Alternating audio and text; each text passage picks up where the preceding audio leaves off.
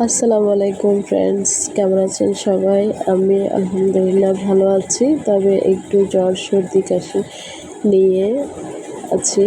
দোয়া করবেন আমার জন্য। তো এই অসুস্থ শরীরে তেমন কিছুই খেতে ইচ্ছে করতেছে না, তাই আজকে ভাবলাম একটু আম দিয়ে ডাল রান্না করি, সেটা এই গরমে খুবই ভালো লাগবে। যেই ভাবনা সেই কাজ, রান্না করলাম। ডালগুলো এত টেস্ট হয়েছে বিশ্বাস করবেন না। আমি অনেক দিন পর দুটো ভাত খেলাম। তো সব কাজই আজকে আমার শাশুড়ি হেল্প করেছে। আমি জাস্ট ডালটা একটু মনের মতো করে রান্না করলাম। যদিও পারতেছিলাম না, খুবই অসুস্থ লাগতেছিল। তো দেখেন ডালটা হয়ে গেল, এখন জাস্ট বাগার দিলাম। ডালটা দেখতে মাশাআল্লাহ অনেক লোভনীয় হয়েছে।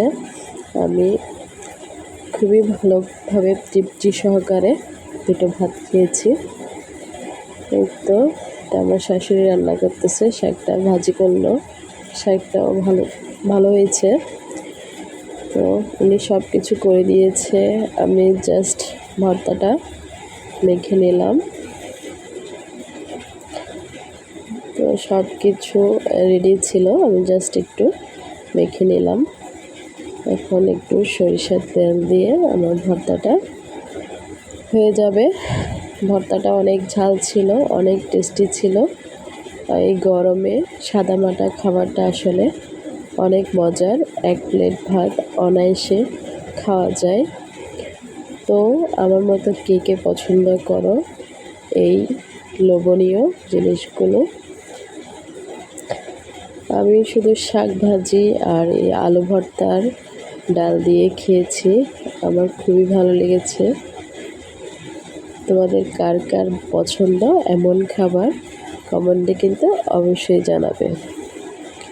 আমার শাকটা অনেক মজা লেগেছে। দেখো, এখন খাবো আলু ভর্তা। আলু ভর্তাটা সেই ঝাল হয়েছে, সাথে আমার টক ডাল। এত মজার হয়েছে ডালটা, কি বলবো। আমি ভাত খেয়ে এমনি টক ডালটা খেলাম, অনেক ভালো লাগছে। তোমাদের কার কেমন লাগছে অবশ্যই কমেন্টে জানাবা। এভাবেই আমার পাশে থাকবা, সাবস্ক্রাইব করে লাইক কমেন্ট করে, তাহলেই আমার এত কষ্ট